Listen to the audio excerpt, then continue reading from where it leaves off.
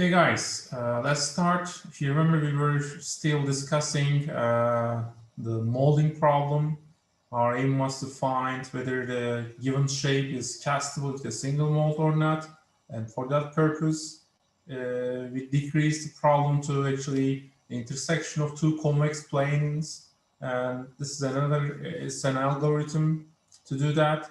And as you see, the main part is actually the most important part is the last part. We said that we are always dividing the parts into two halves. As you see here, we are splitting these half planes into two sets, H1, H2, and then intersect these groups, the set of actually half planes in the first one, and then intersect the second group. And lastly, what we do, we join these two intersections. So we join these two convex regions. And this is the most complicated part. And we didn't discuss, but in our textbook, there is an algorithm which is not actually depending on plane sweep. It's totally different algorithm, and its time complexity is n plus k times actually logarithm of n. And in this case, we know that they at most can have n number of edges, and also the vertices, the number of vertices will be the same. But since we are actually kind of doing a merge and sort algorithm, we are employing that. If you remember, at the beginning of the course, we discussed that there are linear arithmetic type of algorithms. And in these algorithms, what we do, we divide the regions into halves and then perform some operations in these halves. And then later what we do, we join these two halves together. So if you follow the available algorithm for convex region intersection and then use divide and conquer algorithm, that will be the time complexity, n times logarithm square of n. But obviously this is not a time efficient algorithm. So we are trying to actually come up with a better one, and that will be it's first a sweep plane algorithm, and then we will show that instead of that, linear programming can also be utilized. This one is for an sweep algorithm, plane sweep algorithm. Again, as you see, we have two convex regions which are intersecting, and while moving our, let's say, line on the plane, we try to find this resulting intersection. But I'm not going to discuss the details of this one. I will just show you that, show you its time complexity. It's a bit detailed, and since our main focus is on the linear programming, so I'm simply skipping these regions, but not that complicated. If you're interested, you can simply go over it. And I would like to show you, yes, and this is a very nice algorithm, but a bit complicated. And its time complexity is linear O of n, and the theorem simply says that we can find these intersecting region between two convex polygonal regions in linear time. But the thing is that, again, since we are using divide and conquer algorithm in overall, we need to again multiply with a logarithm of n, since we are always dividing the set into two halves. And now I will focus more on the incremental linear programming, and that will be the main focus of this chapter. As you know, the name of the chapter is linear programming, and you will see that we will come up with a better algorithm, which is less than this linear arithmetic time complexity. So what is linear programming? If you remember in the previous approach, our aim was to find a kind of a region, a feasible region. But this time, in the linear programming, we are not interested into a region, since just a single solution will also do fine. So our aim will be to find that single point. Any of these single points will be fine, and this will decrease actually the time complexity and also the algorithmic complexity. And sometimes it's also called as linear optimization. And as I mentioned, we are trying to find a specific solution to the set of given constraints. So mathematically, that will be our function, and we are trying to maximize this function, and while doing it, we have some limitations, we have some restrictions. Here you see we need to satisfy these restrictions while trying to maximize this given equation. And we further have some applications of this linear programming in science and different engineering problems, not just for molding problem. We can use it for various optimization problems. In industrial engineering side, you can use it for management side, for operations research. Even you can use it for economics. You can try to allocate your resources in an efficient way, and especially in airline transportation, some production control. So there are different applications where you can use linear programming. And the thing is that that will be incremental linear programming. We have linear programming and also incremental programming. In the incremental one, we always add these constraints one by one. So we don't start with the whole constraints. We have just one at the beginning of the, let's say, optimization or programming, and then we continue adding these constraints. And while adding these new constraints, we always we always find the best point, let's say, optimum point. So actually, this is the main thing in the linear, incremental linear programming. Here's an example, a geometrical analytical geometry example. So we are trying to maximize this value x plus y, and we have some restrictions. Here you see there are 5 inequalities, and once you draw them on xy plane, you can see that we have this red feasible region, and our aim is to maximize this. So we need to look for such a direction, right? So this is x plus y direction, and we are trying to find a point in this plane at which this value is maximum. And you can only find it by using a kind of a vector. That should be the direction where our actually optimum point resides.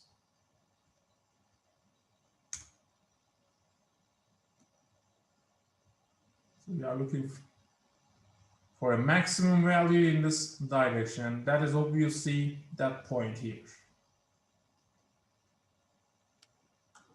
Any questions, guys? Before I start discussing the details of linear programming, especially incremental linear programming. Hocam, could you please repeat that part? I didn't get it. This one? Yes. So we are trying to find a point actually having a maximum value, and this is actually, what is that? This is x positive x, this is positive y. So your point should be somewhere here in this direction. It should be. Let me draw a kind of a line here. I'm sorry. Let me draw it from here. Yes. So if you are here, for instance, then y will be negative, x will be negative, and you will have a negative value, right? But if you want to maximize this value, then they should be all positive, and it should be as on this line and should be far away as possible. But according to our constraints, this is the maximum point we can go. And that's why this is the optimum point for our problem. This is, let's say, cost function. We are trying to maximize this one, and these are the limitations. And this limitation is here, this red region, and we are trying to find a point which is maximizing x plus y. And this is only possible in this direction. And that point is the maximum, let's say, feasible point on this line, on this direction, I can say. Any other questions, guys?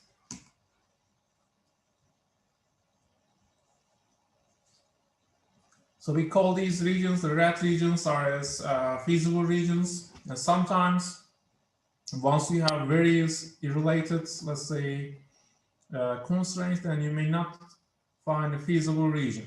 And if that's the case, then we call it as the linear program as an infeasible one. So we are, mathematically speaking, actually, we have such, let's say, cost functions. As you see, we have some variables here. This is the first variable, second variable, and d variable, I can say. So we have d-dimensional space, and in that space, we have d number of variables. If you remember the previous problem, it was a 2D space, and we only had two variables, x and y. But it's not a concern. You can have any number for your dimension, for your space. And our aim is to find a point. It should actually have such coordinate values. If it's a 2D plane, you should only have x1 and x2, which is x and y.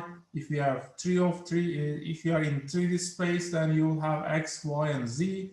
But as I mentioned, you can increase the dimension of your space. And the thing is that that value will be extreme in the given direction. So this is our direction vector. And as you see again, it has the same dimensional space, d.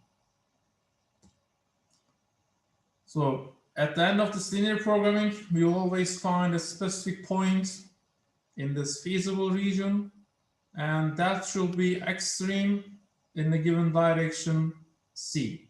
So there are important issues in this sentence. The solution of the linear programming incremental, whether it's incremental or not, is always a point, not a region, kind of an, let's say, unbounded region. It should always be a point, and that point should be obviously in the region you have, and it should have the extreme value in the given direction C.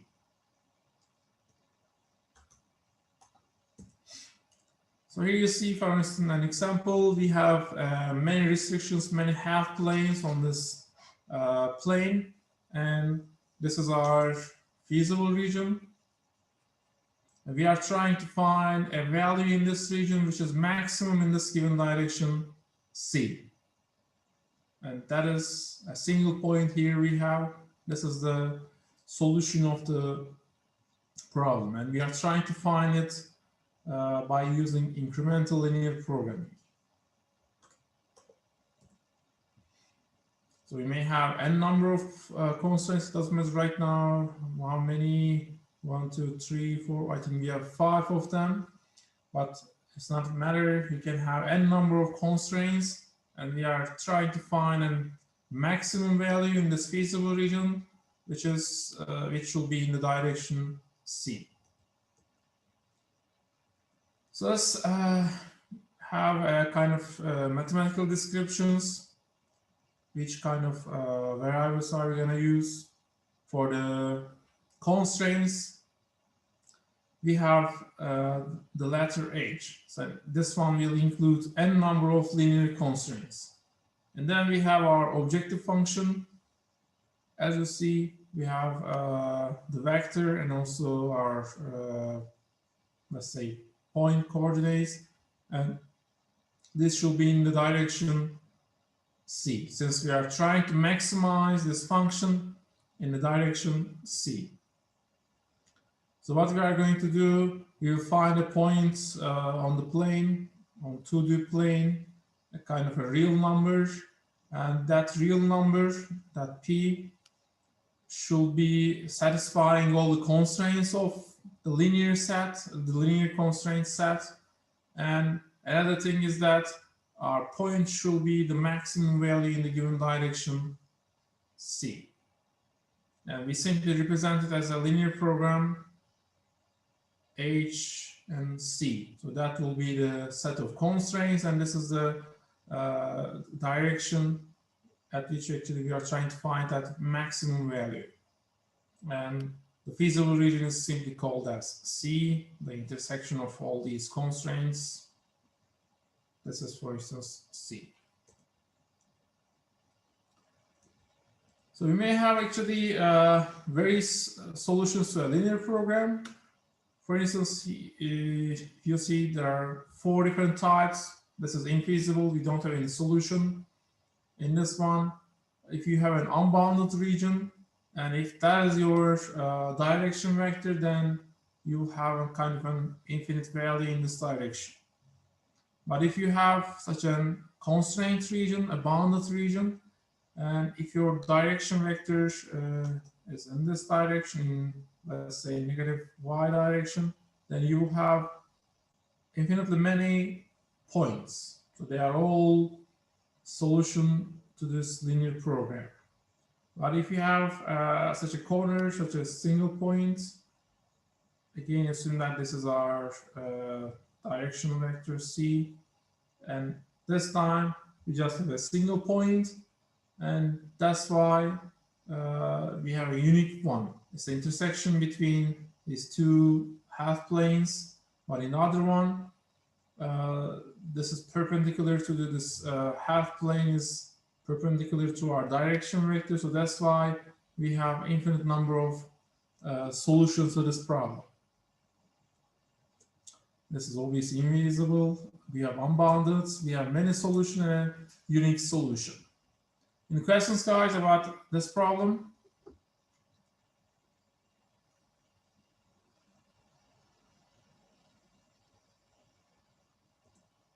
Okay. So, Jem, just one small thing, if you don't mind. The unbounded has more than one solution? Yes, we have infinite number of solutions in the unbounded case. It's like the many solutions, but in a diagonal way, right? Yes, but you cannot easily define since it's going to infinity.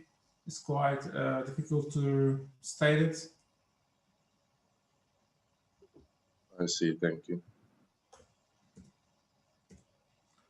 So we said that our linear program is an incremental one, and I mentioned that in that one, we will be adding the constraints one by one. So at the beginning of our approach, we are not going to deal with all the constraints, but try to use them one by one, and always we will be maintaining, this is the most important part, during the algorithm, we will always be maintaining the optimal solution to our problem.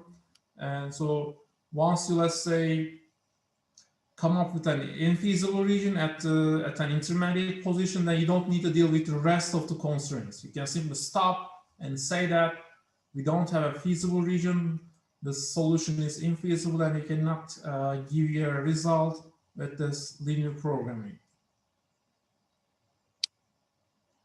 So in each, actually, if the overall solution has an, let's say, an optimum value, then at each intermediate values, at each intermediate, let's say, constraints, you should have feasible regions, and all these feasible regions should have unique optimal vertices. Okay, and this vertex may change once you add new constraints, or may not change depending on the orientation of your new constraints.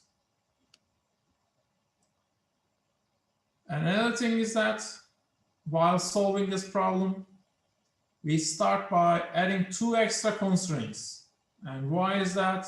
Since we don't want to have any unbounded region, otherwise things will be quite complicated and we may not be able to go on with the algorithm. So for that purpose, we add 2 extra constraints to our set of constraints. So initially you will have, let's say, H, you have n number of constraints, and we're going to add 2 more so that we'll be bounding it from 2 sides. And with the help of it, we will guarantee that the linear programming will be bounded and we will have a kind of a solution. Oops, guys, I'm sorry.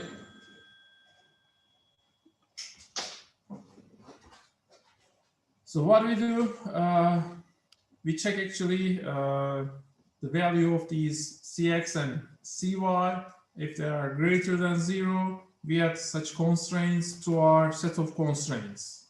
And the thing is that we are assuming that this m value is a very large one, a very large real number, so that our x and y constraints will be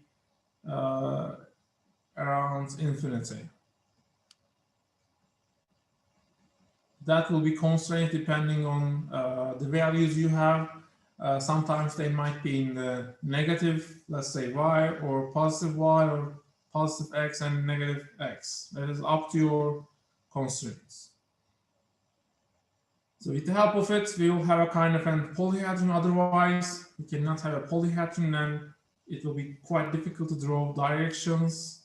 And another thing, it's quite difficult to have, again, horizontal, let's say, limitations. And this is the constraints we're going to have depending on the value of our Cx. Actually, if it's greater than 0, then that will be our, let's say, new constraints.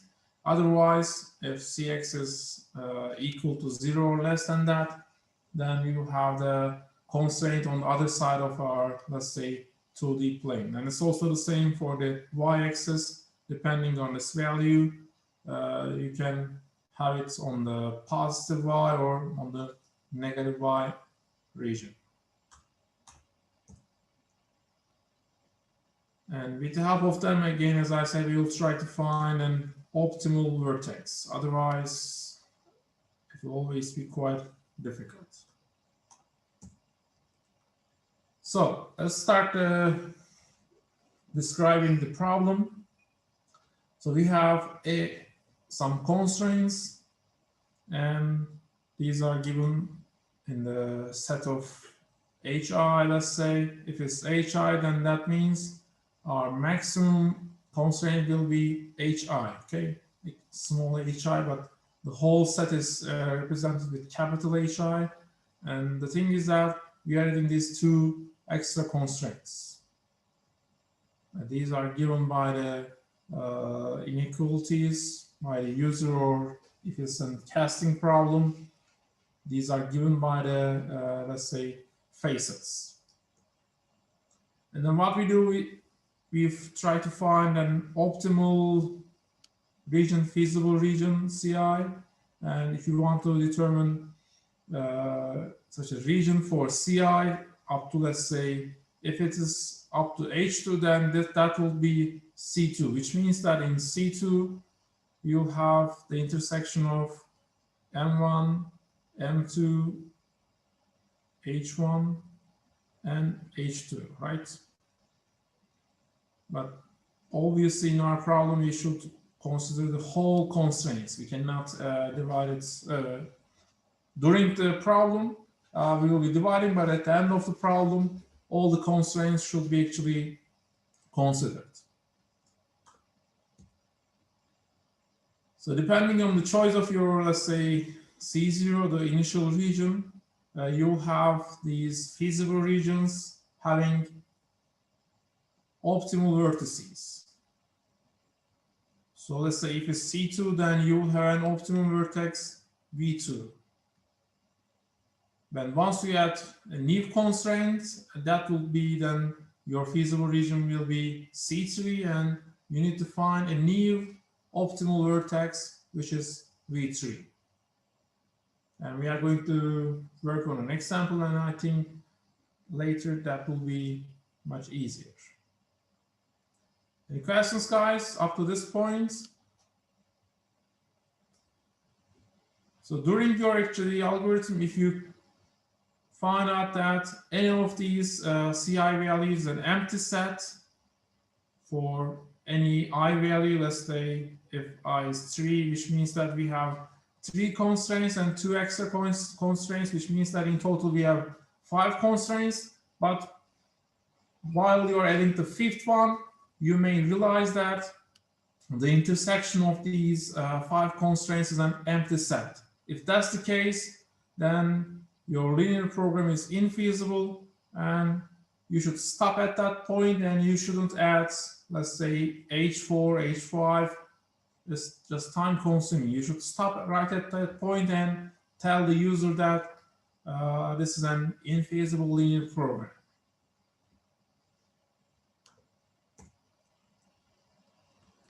So this is our actually one of the small theorems, lemma 5.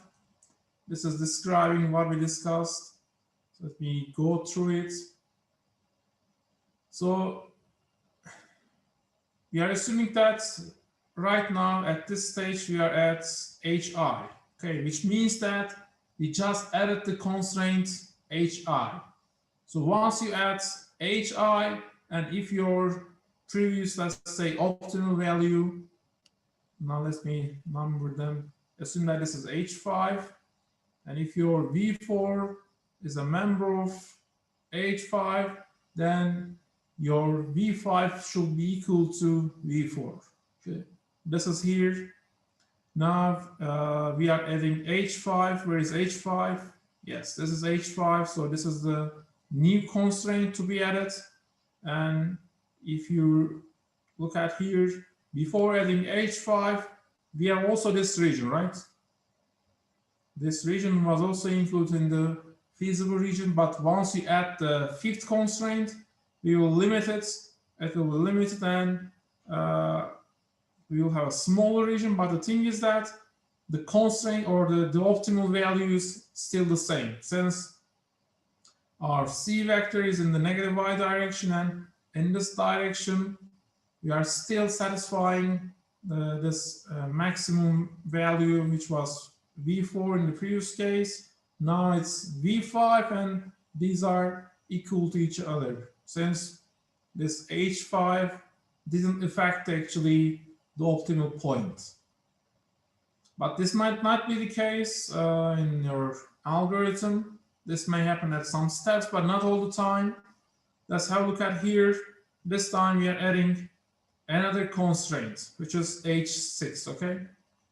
Once you add it, as you see, initially these were feasible regions, but right now we only have this part as the feasible region.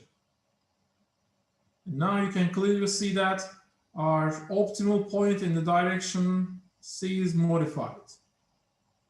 Initially it was V5, but now we have a new optimal point, and this is named as V6 since it's related with the H6, the sixth constraint. So let's have a look at here. So if your initial, let's say, previous optimal point, what is that? It is V5 in our case. It is not a member of, let's say, the new constraint. Since this new constraint is H6 is here, and this right-hand side is feasible regions, and I can clearly see that V5 is not a member of that region, that half plane. So that's why we may have two options. You may have an empty set for the, let's say, intersection of these half planes. It might be empty set. If that's the case, we said that you should stop and tell the user that this is an infeasible linear program. But if it's not an empty set, then that means your naive constraint, your naive maximum point, optimal vertex should be the member of your naive line. This one is related actually to the line, sixth line. Okay, that naive optimal vertex should be on the line L6 in our example. Okay, and obviously this is the bounding line of our half plane HI. Any questions, guys?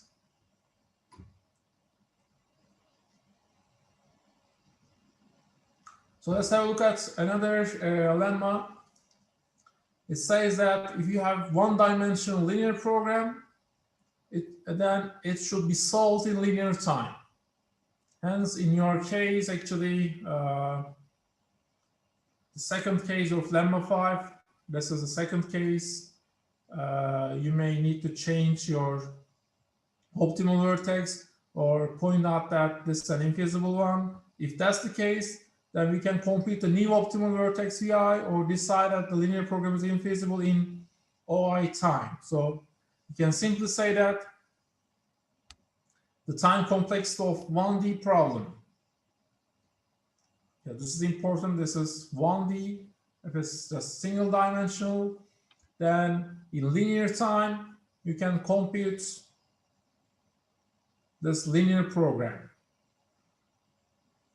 But what about 2D?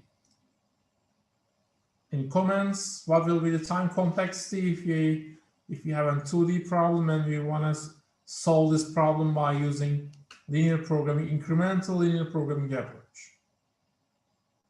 An idea about the time complexity before we discuss the details? John, could you please clarify what is a 1D linear program, because I can't imagine it. It means that you always have, let's say, constraints. You have a single axis, let's say x, and your all constraints are just on x. They are all vertical. Some of them here, some of them might be in this region. So that's it actually. It's a 1D problem, so you just have a single axis and all your half planes should be perpendicular to this x-axis. A very simple problem. So I said that in the simple problem, if you use incremental linear programming, you can determine this intersecting region or find the optimal points in the positive or negative x directions in linear time. But what about 2D? Can you comment on the time complexity of a 2D version if you follow the same approach? Are we gonna still have linear time complexity?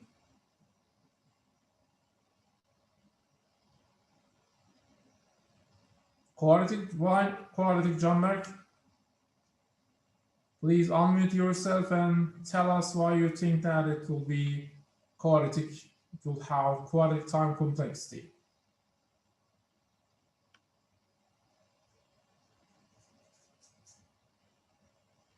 Okay, no answer. Let's continue. As you see, the name of this algorithm is 2D bounded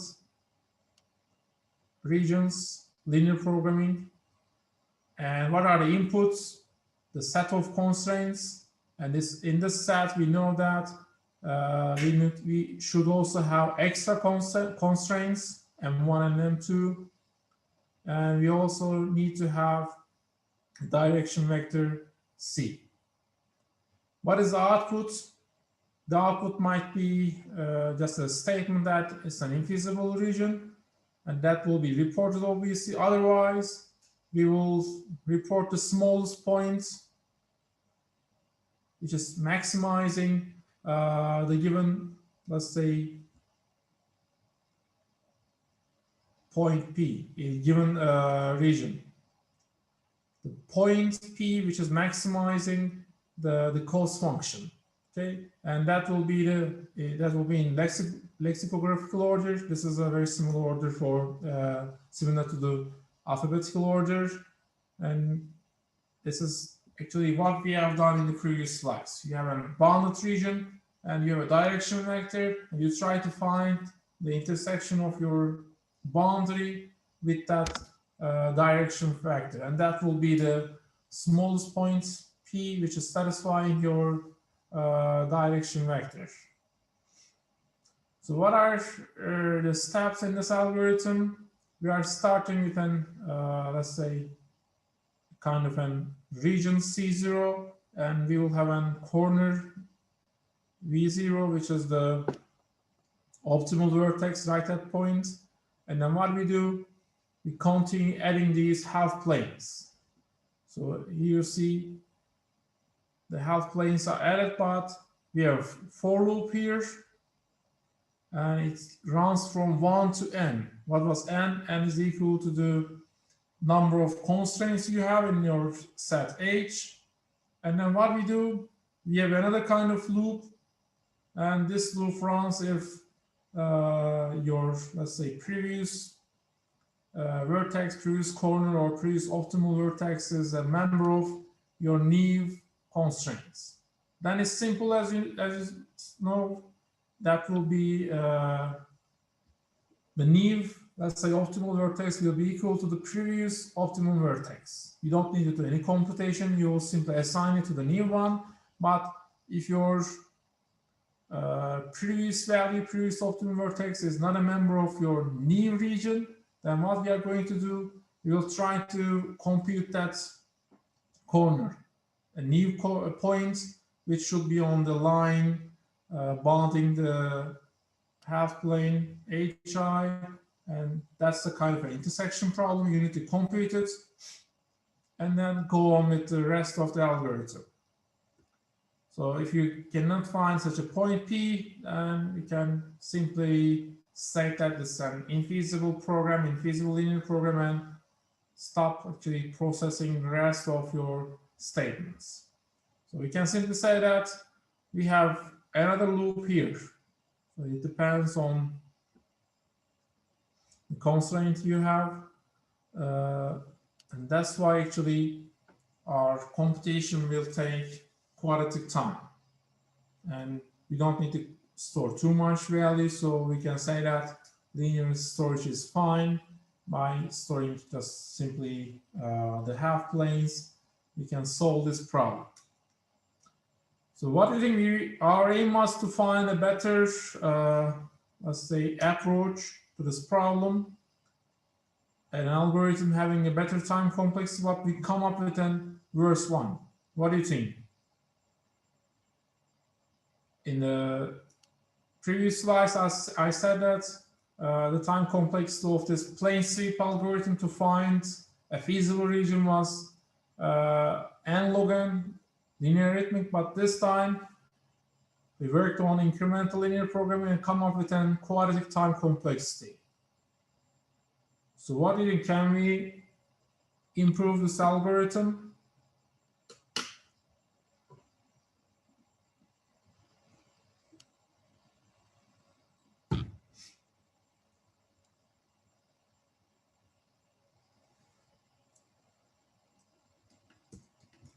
Obviously, yes, we will be improving this algorithm, but how we are going to do that? The problem with the previous one, although it actually computed the whole region, it spent some time, but it's still better than this one.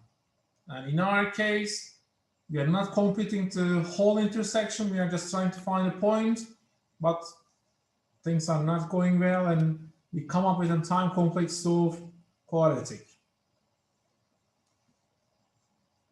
So consider, for instance, this case. This is the order we add the constraints. The first one, the second one, then that means we have kind of an feasible region, right? And then this is H3. Initially, this is our feasible region. And then now if we add, let's change the color. Now if we add H3, then what will it be?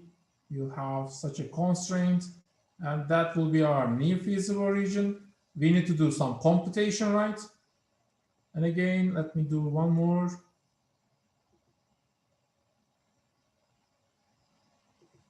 So if you add the fourth constraint,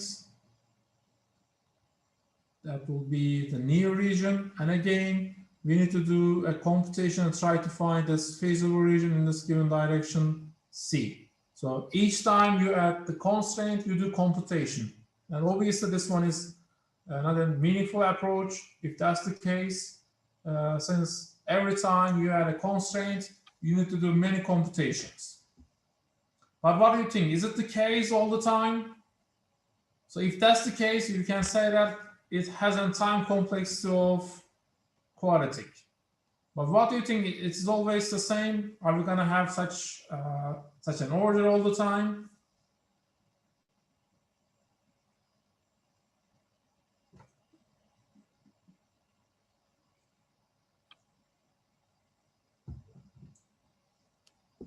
Are you with me, guys? So what do you think? In reality, are we going to always have quadratic time complexity for this incremental linear programming approach on 2D plane? Hocam, in this algorithm, we always comparing the new planes with the previous ones, right? Yep. That's why we have quadratic. So what if we just compared the new planes with only the intersection of the current feasible regions? Intersection points of the feasible regions and new planes. Actually, we are not computing such an intersection all the time. We just have the maximum point. And if you remember from the previous slide, we are just checking whether this new constraint is in the previous region or not. For instance, once you add, let's say, V4, I can easily say that V3 is not inside H4. So we are always checking the previous optimum points. And if this is inside V4, then okay, we don't need to do any computation. We can continue with a new constraint. But if V3 is not in the region of H4, then we need to update and find a new optimal point. Actually, we are not intersecting the regions. We are just checking the previous optimal vertex is inside the half plane of the new constraint or not. So this is only computation we are doing.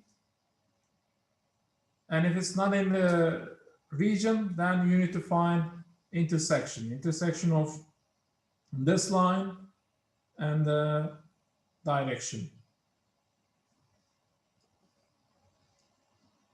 But we can say that in reality, we will be quite lucky and we will not have quadratic time complexity. And this is the worst scenario, worst case. In the worst case, you have quadratic time complexity for sure. But as I said, in reality, that's not the case. We will have much better orders of the constraints, and we will come up with better time complexities. So right now, consider this case. Okay, let's do the same. This time, I'm sorry, it's the same, right? Okay, it's the same, but we'll have another one. Now we are going to do the reverse. We are going to change the order of the constraints. And if that's the case, then the order will always be a linear time complexity we will have. Why is that, guys? Can anyone tell me before I start drawing? Because we have the best point at the first plane as also. Yep. It won't change if adding the new planes or best point, best vertex. Yep. That's exactly the case. I'm going to draw right now. Assume that I start from H3. Okay. This is H1, H2, and H3. And assume that this time the order of the constraints are modified. This is our feasible region. And for H4, I have it here. And I know that this is not in this region, so I don't need to do any intersection operation. I add H5, again, nothing to be actually computed, H6. So as you see, you don't need to do computation if you have a proper order. And if that's the case, then your time complexity will be linear in time, and that's the best time complexity you can have. But in the worst case, as we have seen, you may have quadratic time complexity, and that all depends on the order of your half planes.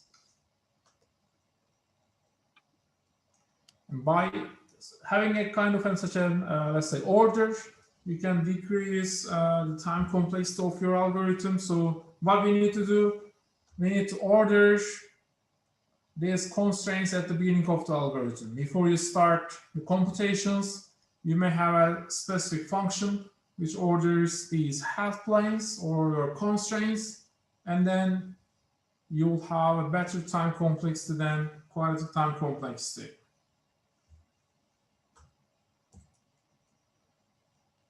So what we do for that, we have a kind of an randomized linear programming approach.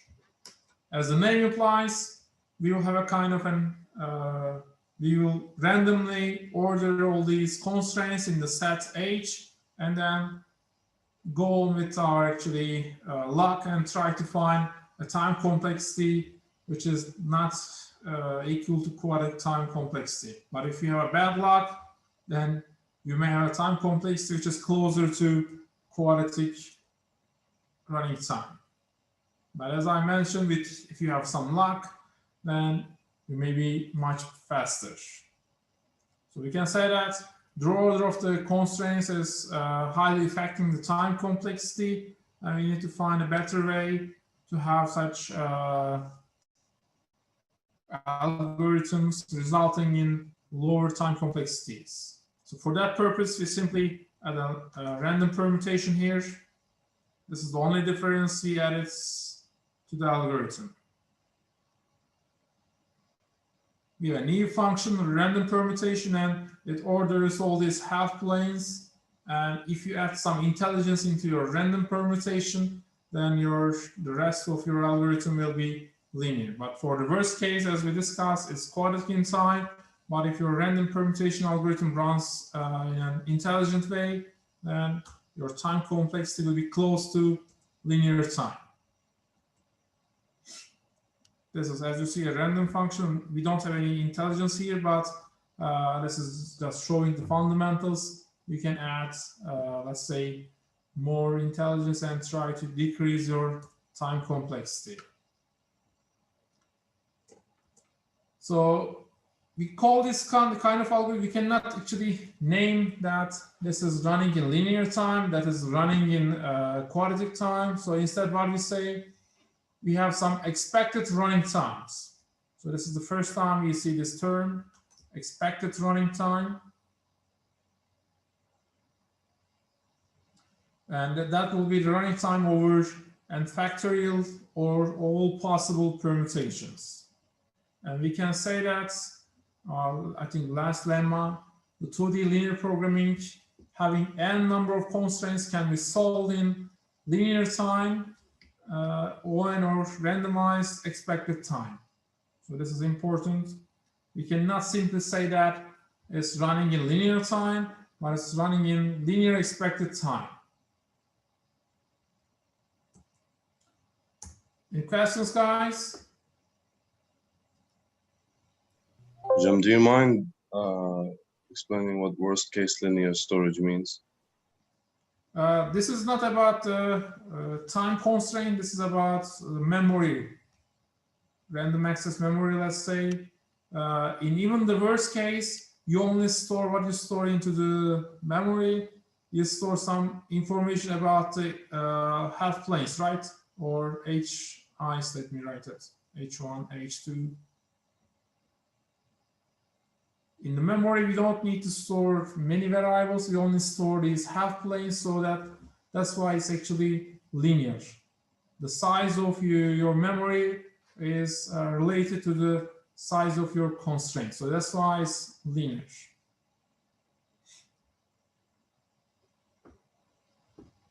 Any questions, guys?